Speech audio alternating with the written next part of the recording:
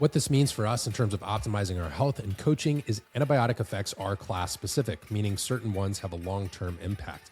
Even one course can leave a measurable microbiome footprint years later.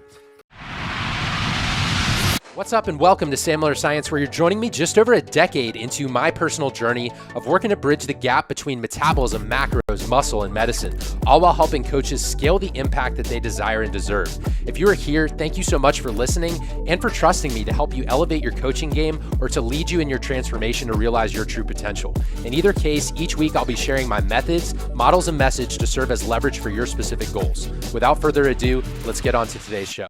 The health of the gut microbiome is imperative for human health. Dysbiosis has been implicated in a number of different diseases and things ranging from metabolic dysfunction to autoimmune disease, depression, and other cognitive deficits. Today, we're going to talk about dysbiosis, which is now understood as being more than just bad bacteria overgrowth, and really more as a disruption in the gut ecosystem involving reduced diversity, altered community structure, and impaired microbial function, as well as metabolite production. So the updated definition of dysbiosis, you could think of this as more of a rainforest analogy. So the gut is a large ecosystem, and you can think of it similarly to the Amazon rainforest. Now, when we think about that rainforest, it's diverse, and there's thousands of different species, from the smallest insects to the largest animals and predators that live there.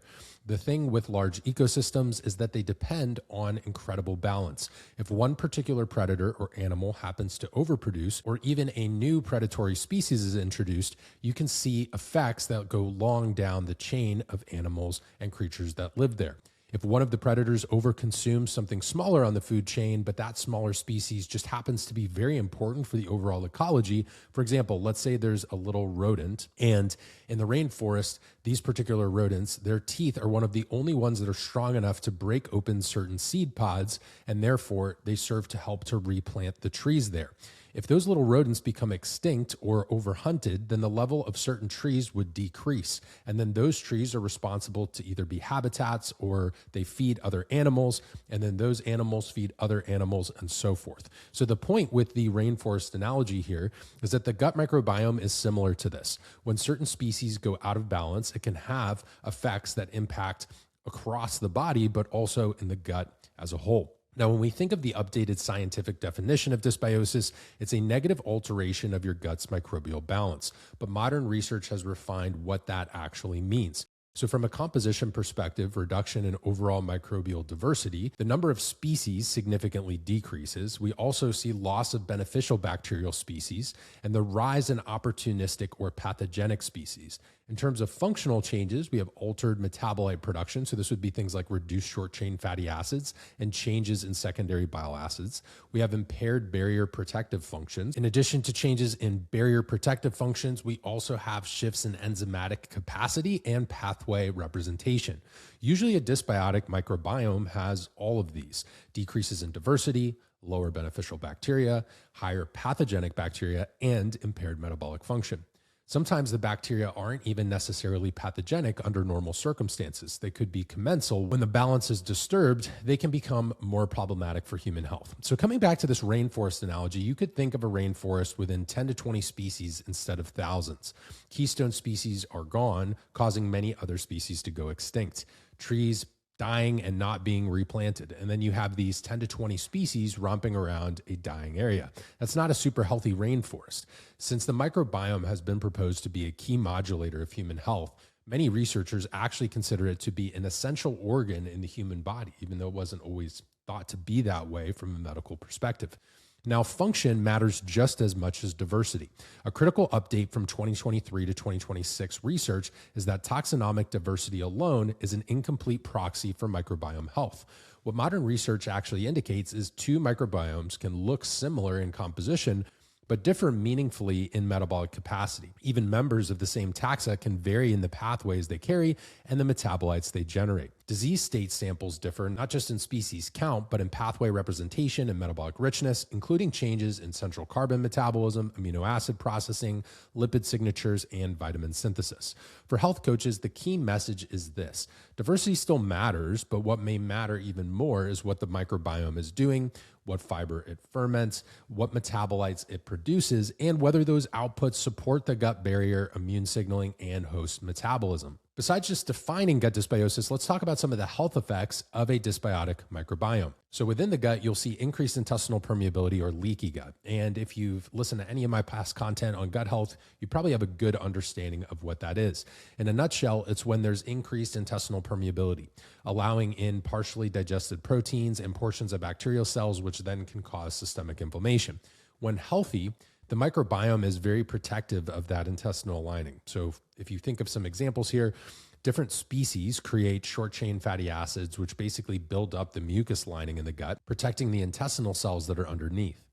Then bacteria also create postbiotics or metabolites from the processing of dietary components that protects the gut as well. For example, polyphenols from fruits and vegetables get processed by bacteria into many diverse molecules, which have been shown to protect against inflammation-induced intestinal permeability. Some species of healthy bacteria actually upregulate the genetic expression of proteins that are responsible for the tight junctions that hold our intestinal cells together. This helps to prevent leaky gut. So I think you can see what might happen if these species are lower or gone in terms of someone's gut health. Increased intestinal permeability and therefore systemic inflammation can follow. Whenever we assess the microbiome of someone with IBS, we see that it's heavily altered compared to a healthy microbiome. And this could be contributing to the symptoms associated with their IBS diagnosis. So things like diarrhea and constipation, depression and brain fog, bloating and gas, GERD, and other symptoms, all of this can be tied back to that dysbiotic gut environment. Things like small intestinal bacterial overgrowth fits here too. By definition, SIBO is dysbiosis within the first half of the small intestine. The small intestine is normally lower in microbes, generally compared to the large intestine, since the small intestine does most of the absorbing of nutrients and the large intestine does most of the fermenting of fibers. But if negative bacteria are allowed to take hold and overgrow, then we see a lot of the same symptoms that we do in IBS. IBD is autoimmune in nature. It's really more of an umbrella term that encompasses two diseases. So IBD is typically this umbrella, and then underneath that, we have things like Crohn's disease, which can create lesions and destruction along any point of the digestive tract from the mouth to colon. Then we have ulcerative colitis, which creates tissue destruction in the colon. When we think of systemic effects beyond the gut and where dysbiosis can play a role, autoimmune disease is one of the big ones. Autoimmune disease, as the name suggests, is when the immune system attacks the body's own tissues. 70% roughly of the immune system is in the gut, and a healthy gut microbiome has significant roles in keeping the immune system healthy and self-tolerant, meaning it helps the immune system recognize the body's own tissues as its own and not just some foreign invader that it needs to attack. If you are enjoying today's episode and you love learning more about things like gut health, the microbiome, hormones, metabolism, and more, you'll definitely want to make sure you grab a seat in my next workshop in April.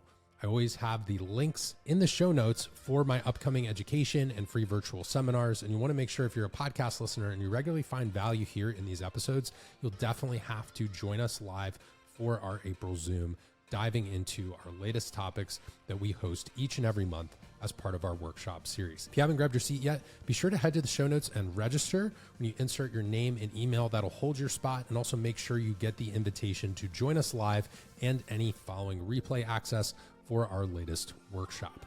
I hope to see you in the live session. For now, let's jump back into our episode. Dysbiosis has been implicated in a number of different autoimmune diseases, things like Hashimoto's, multiple sclerosis, lupus, rheumatoid arthritis, type 1 diabetes, and more. Another situation where you're going to see a dysbiotic gut microbiome is going to be in insulin-resistant and obese individuals. Chronic hyperglycemia has been shown to cause dysbiosis. So typically what's leading to someone's obesity is due to nutritional and lifestyle patterns. So when we have that nutrition contributing to hyperglycemia, this is exacerbating that dysbiosis and intestinal permeability and the systemic inflammation that's already occurring in their body because of nutrition and lifestyle. There's considerable evidence in mice and a few case reports in humans that it may actually even be causative. If you take an obese mouse with insulin resistance and transfer their microbiome to a germ-free mouse, this is a mouse that basically has no microbiome at all, they're completely sterile, then that previously germ-free mouse will then get obese and develop insulin resistance and type 2 diabetes. This has been replicated a number of times. Now, obviously, that's not a super ethical thing to do in like a human study, so we are limited to the animal research at this point. Now, when we have seen fecal transplants and have this done in a Western medicine setting to combat antibiotic-resistant C. diff, which is a very bad infection, there are a few reports of those who got fecal transplants taking on many of the characteristics of the fecal donor. One woman who was a lean marathon runner previously gained significant amounts of weight and exhibited insulin resistance after her fecal transplant, and she claimed she did not change her diet at all. It makes you wonder if it could go the other way if you were to have a fecal transplant of someone who's healthy, and that was what's placed and then impacting your gut microbiome. But one thing's for certain, more and more studies are showing that an altered microbiome can have an impact on different metabolic diseases. The germ-free rat model has been used again here too. When a rat with hypertension had its microbiome transplanted into a germ-free mouse, the previously germ-free mouse developed hypertension or high blood pressure as well. It is a mouse study, so we do have to take it with a grain of salt. But given we have some human case reports with the fecal transplants as well, it could potentially be something we need to explore in terms of whether that's a causative relationship. Dysbiosis also plays a huge role from a brain health perspective. Dysbiosis can contribute to depression and anxiety, brain fog, and cognitive deficits, Alzheimer's disease, Parkinson's disease, and other neurodegenerative conditions. The mechanism involves gut-derived endotoxin crossing the blood-brain barrier and activating neuroinflammation, as well as reduced production of BDNF, which is brain-derived neurotrophic factor from a disrupted gut microbiome. Going beyond the brain and cardiovascular health, we've even seen dysbiotic microbiomes implicated in PCOS, cancer, Alzheimer's, dementia, gout, osteoarthritis, liver diseases, and many other important conditions. In many of these conditions, the relationship is still complex and often bidirectional. Sometimes dysbiosis precedes the disease onset and may contribute to triggering it. In other cases, the disease itself may be what's causing the dysbiosis. The research is still working out which comes first. It's kind of a chicken or the egg conversation, and we need more mechanistic human studies to spell that out, but still a very interesting relationship nonetheless if you're someone who's interested in health, especially your gut microbiome. So let's talk about what can potentially cause dysbiosis, and this has expanded a bit. So when we first started talking about dysbiosis on this podcast compared to the research we have now, there's definitely been some changes. Now, there's evidence that we need to start thinking about gut health and dysbiosis as early as childbirth. So arguably, even before you're born, your gut health is influenced by your mother's health during pregnancy. So birth and early life is definitely an emerging area in terms of research and beginning to understand how that plays into gut health. But it's a sensitive developmental window. We have to think about how breastfeeding plays a role, and even whether you had a vaginal birth or C-section. All of this matters because there's exposure to the microbiome of the vaginal canal, which contributes to cementing the microbiome of the baby. And right after that, whether you were breastfed or formula fed matters too, because there's tons of prebiotics and microbes themselves within breast milk that further establish and cement an infant's microbiome. Recent research from 2024 and 2025 has really refined our understanding of when microbiome disruption carries the highest risk. So when we look at the first 6 months of life, we had a 2024 Nature Communications study following 984 infants, and they found that the microbiota development was highly predictable, and the biggest trajectory differences appeared largely in the first 6 months of life. Healthy immune imprinting may even begin before 6 months. So things like formula feeding, the absence of breastfeeding, C-section without vaginal birth, they all may have disproportionate downstream effects. The weaning period also plays a role. So the transition from exclusive milk feeding to solid foods represents another sensitive window. So a 2024 mechanistic study found that colonization during key developmental windows produced stronger growth and immune effects than colonization after weaning. This supports the idea that timing of perturbation matters, not just the perturbation itself. So the first 3 years of life is kind of another critical window. So we see the first 6 months and then the first 3 years from kind of infant and toddler status. A 2025 review framed the first 3 years as a key period in which delivery mode, feeding pattern, and environmental exposures shape long-term immune, metabolic, and physiological development. So a key message here, especially if you're someone who cares about your own health or if you are a health coach, it's not just that the microbiome is set at birth. It's just that there's certain time-sensitive windows where you're either going to want to be careful yourself. They kind of carry outsized consequences, especially in the first 6 months and across the weaning period. This makes early life antibiotic stewardship and breastfeeding support and environmental exposure particularly important. This is where the hygiene hypothesis comes into play, and just thinking about environment exposure growing up and what a child is exposed to. So think about children who play outside and getting exposed to dirt and trees and animals. Were they around pets when they were younger, or did they pretty much live in isolation and be inside in a very sterile environment?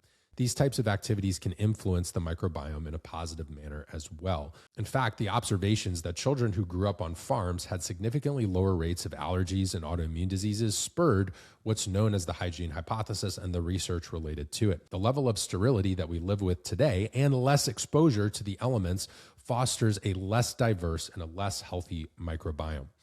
Now, as of 2026, there's some updates around antibiotics. Now, many drugs influence the microbiome, and the number one culprit here is obviously antibiotics and their widespread use. What we used to say was significant antibiotic use will 100% induce dysbiosis transiently in all cases. For some, it recovers rather quickly, but for many, there are lasting changes that can unfortunately take a long time and a lot of work to ameliorate. What a 2026 study now shows, this was kind of landmark research. It was published very recently in March 2026. It analyzed nearly 15,000 Swedish adults and found that antibiotic exposure from 4 to 8 years was significantly associated with present-day gut microbiome differences. The strongest associations were seen with clindamycin and fluoxacillin. When the analysis was restricted to people who had received only one antibiotic course or none, a single course of 7 out of 11 antibiotic classes was still associated with reduced gut microbiome diversity 4 to 8 years later. Use of clindamycin and fluoxacillin 4 to 8 years before sampling was associated with altered abundance in roughly 10 to 15% of studied gut species. What this means for us in terms of optimizing our health and coaching is antibiotic effects are class specific, meaning certain ones have a long-term impact. Even one course can leave a measurable microbiome footprint years later. This isn't an argument against medically necessary antibiotics, because there are certain situations where it can definitely be life-saving, but it's a strong argument for antibiotic stewardship and only using them when truly needed. Proactive gut support during and after antibiotic courses and understanding that microbiome recovery may take longer than we previously thought is super important in our understanding of the gut and optimizing our gut health. Other context here is that antibiotics have a relationship with childhood obesity. A 2017 systematic review and meta-analysis pooled 15 cohort studies with nearly 500,000 participants and reported an obvious dose-response pattern. Each additional antibiotic course in early life was associated with a 7% higher risk of a child being overweight and a 6% higher risk of childhood obesity. A 2021 dose-response meta-analysis quantified this further. So basically, they found a logarithmic relationship between, it was 1 prescription, 2 prescriptions, 3 prescriptions, 4 prescriptions, and the key message was more antibiotic courses in early life tracked with progressively greater risk of adiposity, or someone being overweight and having excess body fat. This certainly doesn't prove that antibiotics alone cause obesity, but it does support the idea that they play a role and that repeated microbiome disruptions early in life may have meaningful metabolic consequences. Now, there are medications and other drugs that can contribute to dysbiosis, things like proton pump inhibitors or PPIs. These reduce stomach acid, allowing bacteria to survive that normally wouldn't. NSAIDs, or non-steroidal anti-inflammatory drugs, can damage the gut lining and alter microbiome composition. Opioids tend to slow gut motility and change the microbial environment as well. Statin drugs, which are cholesterol medications, seem to have potential microbiome effects too. Antipsychotics can influence gut-brain axis and microbial composition. Now, outside of medications, diet is going to be the biggest modifiable factor when it comes to gut health and your overall microbiome. It's going to be a huge one, but not always in the way that most people think. There are direct mechanisms, but indirect mechanisms as well. So a fiber-poor diet can starve certain microbes and allow others to take hold. Processed foods can contribute to the overgrowth of bad bacteria and high intake of refined sugar feeds certain pathogenic organisms in the gut. Large boluses of fructose, especially from high fructose corn syrup, like in drinks that are sweetened that way, not from whole fruit, can increase intestinal permeability.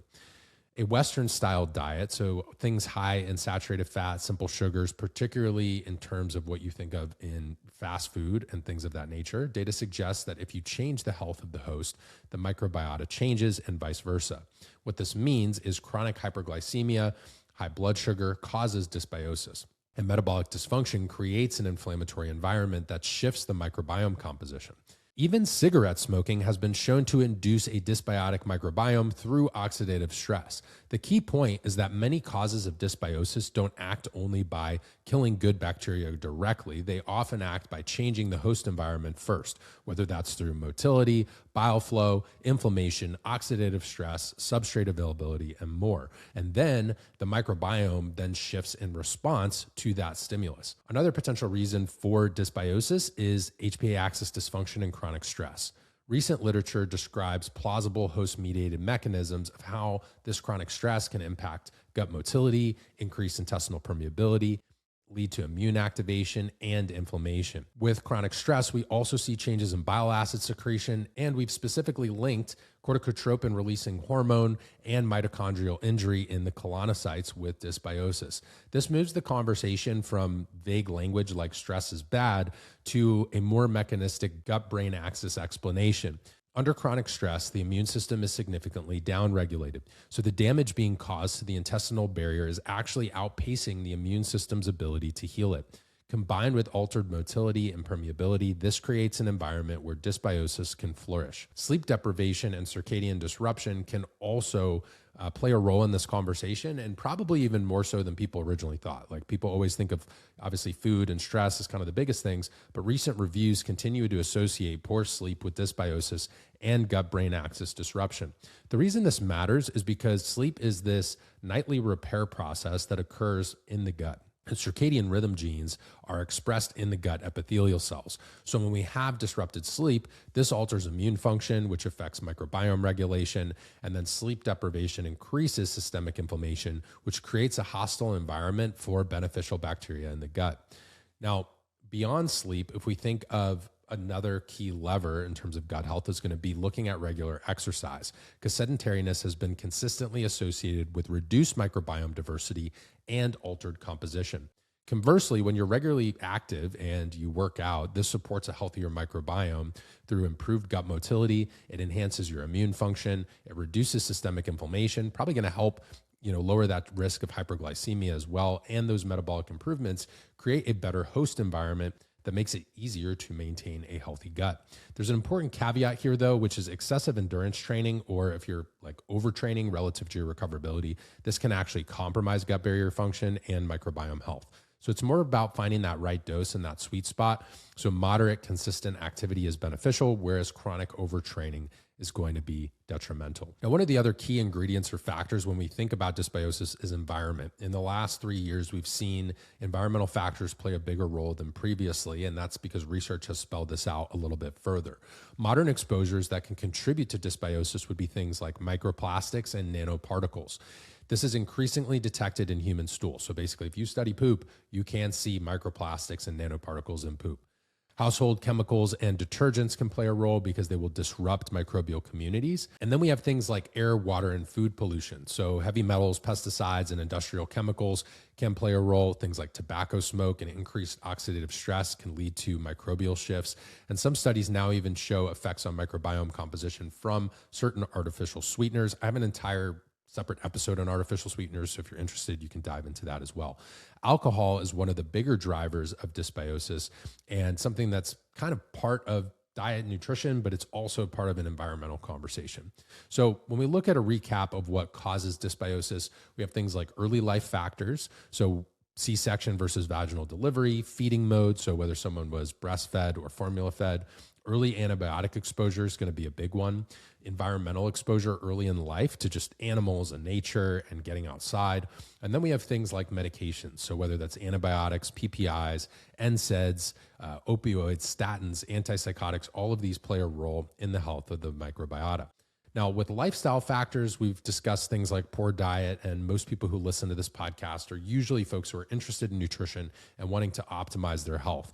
But then outside of diet and nutrition, we have things like chronic stress, sleep deprivation, and physical inactivity that also can contribute to a dysbiotic microbiome. Modern environmental factors are going to be things like microplastics and nanoparticles, chemical exposures, air and water pollution, all can contribute to the state of our gut. The important concept here is the durability of dysbiosis depends on the type of disruption and the host's baseline state. Not everybody responds the same way to a given disruption. Some people have remarkable resilience and recover quickly. Others show more persistent changes that impacts them for a long period of time. This is why personalized approaches to nutrition, training, and supplementation are always needed. Naturally, anytime you discuss dysbiosis, the idea of probiotics comes up because people think that probiotics are just like a go-to and that if you're having gut issues that you have to take probiotics. So we'll talk a little bit about probiotics and how pre, pro, and postbiotics are an important category when it comes to this dysbiosis conversation. What modern research shows is that benefits depend on the strain, as well as the target condition and the outcome being measured. So not all probiotics work for everyone. Evidence is increasingly condition specific and uneven. So there's some categories that are really important to understand. So if you regularly listen to the podcast, you're going to want to take some notes on this one. Probiotics, so live beneficial bacteria, must be strain specific. So for example, Lactobacillus rhamnosus is great for antibiotic-associated diarrhea. Evidence is strongest for that type of diarrhea and IBS subtypes, but it's weaker or mixed for general gut health, mood, or weight loss. Prebiotics, so things like insulin, fructooligosaccharides, galacto-oligosaccharides, these are generally well tolerated and support short-chain fatty acid production. Now, in some situations, this is why we have to be careful, they can exacerbate symptoms of small intestinal bacterial overgrowth or IBS. The key coaching message is when we use probiotics or related tools, we should think in terms of specific strains and specific goals, not just more probiotics automatically equals better gut health. That would be misleading and certainly isn't the case in many situations. The fundamental concepts that I've shared over the years do remain valid, but now we have some better definitions. We know that dysbiosis is about composition and function, and metabolite output may matter just as much as species diversity. We have more precise causality. So certain health conditions show strong causal evidence related to dysbiosis. Others are still more associative in nature. Bidirectionality is super common and individual differences do matter here. We know that when it comes to dysbiosis and the gut microbiome, there are critical windows. So early life, the first 6 months, the weaning periods, and there's times in childhood where disruption matters and certain environmental exposures certainly matter. There's more research now on antibiotic effects and class-specific differences and how single courses can leave signatures for years, even from that single prescription of antibiotics. We have dose-response relationships in terms of childhood obesity. We have more research on strains of probiotics and even things related to testing the microbiome, which emerging evidence continues to grow as well. So for health coaches or just people interested in optimizing their gut health, always remember, focus on those foundational lifestyle factors first in terms of nutrition, sleep, and stress. And if you have someone who's expecting or has a young child at home, realize that there are critical developmental windows, and that's super important. So even if you don't work in a pediatric setting or you don't work with children, educating their parents can be super valuable. The gut microbiome is indeed a critical hub of health, but the path forward in terms of addressing dysbiosis is through evidence-based and individualized approaches, not these one-size-fits-all protocols or overhyped supplement stack solutions. We can't just be throwing a single probiotic at something and hoping that it's going to fix these issues. I hope this episode was informative for you. If you learned something new, if it changed your perspective, if you plan on incorporating any of this new research, or you just enjoy listening to the show, please share it. You can tag me on your stories. I'm at Sam Miller Science on just about every major platform. If you're listening on audio, drop a 5-star rating and review. What it does is it helps like-minded listeners who enjoy similar content to find this show. Without that rating and review, they'd have to go through great lengths to even be able to find good content related to gut health. And chances are you probably found the show because someone either shared it on their social media, maybe they sent it to you directly, or because they left a rating and review, it popped up in your algorithm and allowed you to find us. I always appreciate you guys tuning into each and every episode. Make sure you're subscribed so you don't miss the next one, and I will catch you in the next show.